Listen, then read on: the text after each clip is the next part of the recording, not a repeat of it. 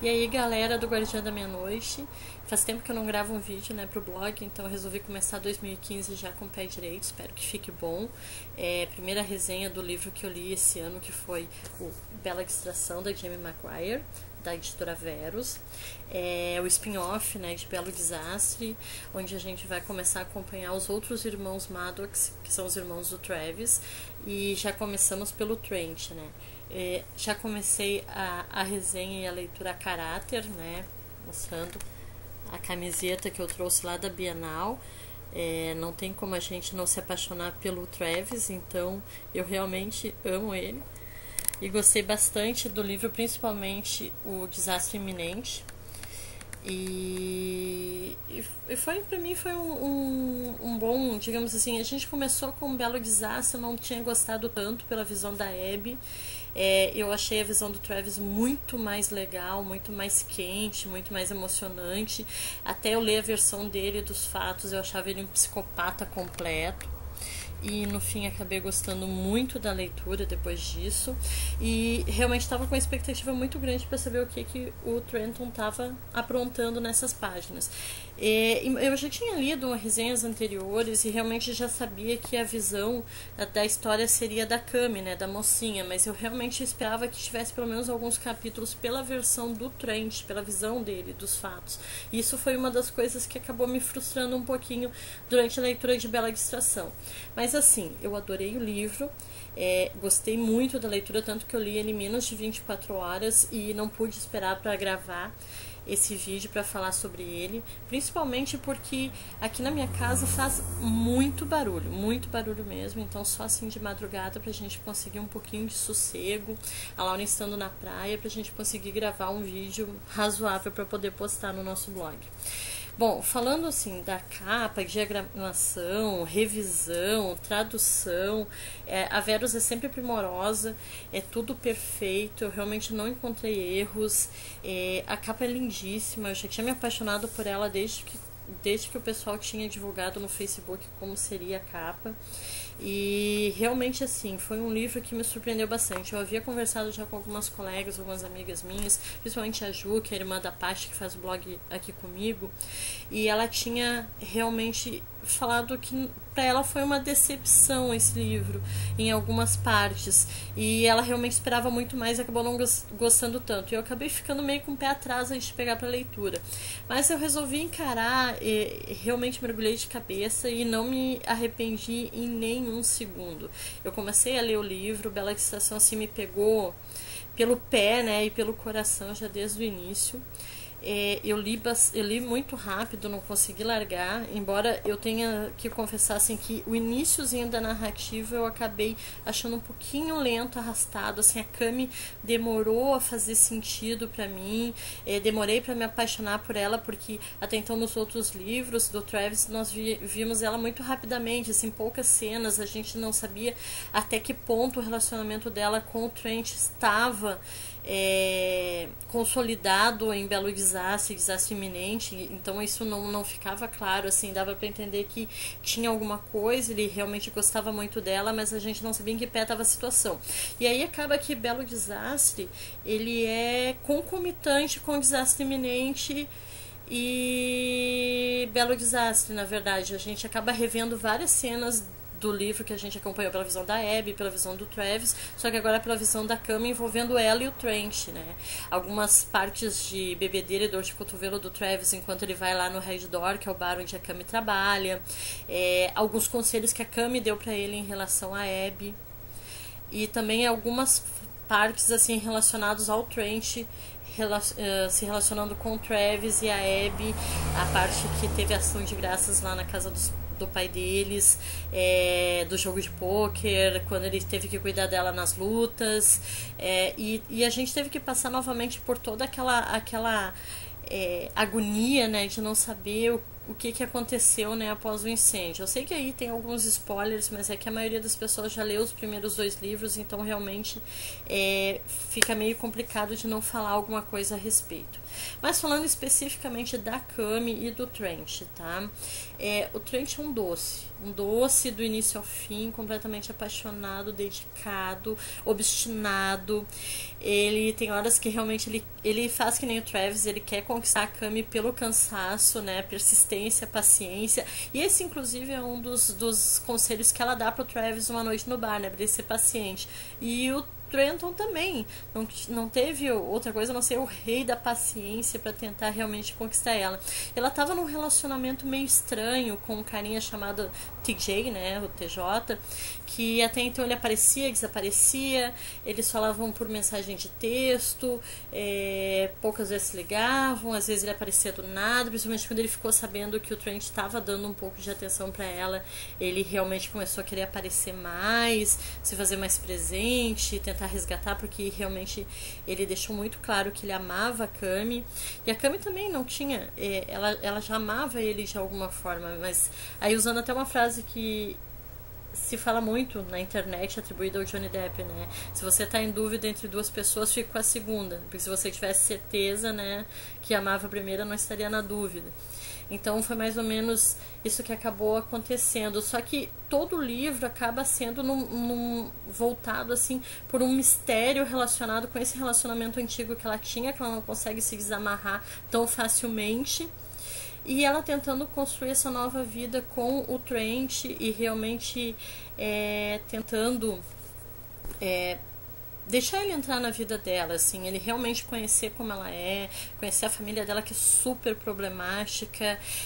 A parte da tatuagem realmente foi uma parte que eu gostei bastante, a arte do Trent foi uma coisa muito legal, a parte que eles trabalham no estúdio juntos, os novos amigos do estúdio, a Hazel foi uma figuraça, gostei muito, foi uma personagem que realmente cativou muito durante a leitura, mesmo aparecendo pouco, ela foi muito bem construída, a própria Cami cresceu bastante, e esse relacionamento deles com a arte também, embora tenha uma parte que dá a entender que ela é uma artista relacionada a desenhos antigos, eu achei que a Jamie poderia ter explorado um pouquinho mais, a gente acabou vendo só a parte da arte dele, não dela, mas gostei bastante assim daquele relacionamento construído através de tinta e pele, tatuagem, foi muito legal, eu gosto muito de tatuagem, eu tenho 2 tatuagens e pretendo fazer mais algumas relacionadas ao meu mundo literário, na verdade a minha paixão literária, que são algumas sagas que o pessoal que me conhece sabe que eu gosto bastante.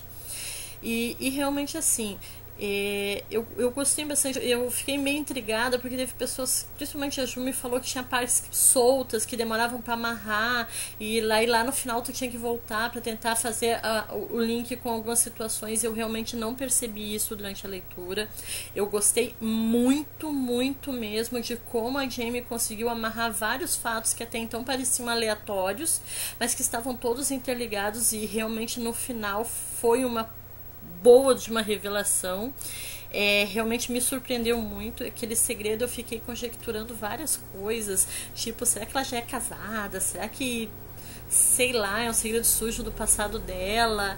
Ela se envolveu num crime? E eu sabia que ele tinha algum segredo também, né? O tal do TJ, o TJ, tinha algum segredo que, na verdade, ela deixou muito claro que o segredo era mais dele do que dela.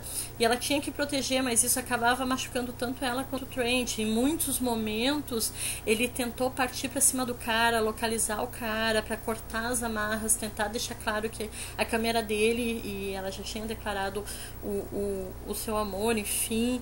Mas foi bem difícil. Eu acho que toda a trama mesmo é relacionada a esse grande mistério. A gente tem toda essa história de amor muito bonita, vários outros fatos de Belo Desastre sendo amarrados novamente, a gente vendo daí por um terceiro ponto de vista, mas principalmente essa fase final ali que eu achei muito chocante, eu realmente não esperava. Não achei que assim que seria tão óbvio. Eu esperava alguma coisa mais óbvia, na verdade. E quando eu cheguei na solução final, eu fiquei bem chocada.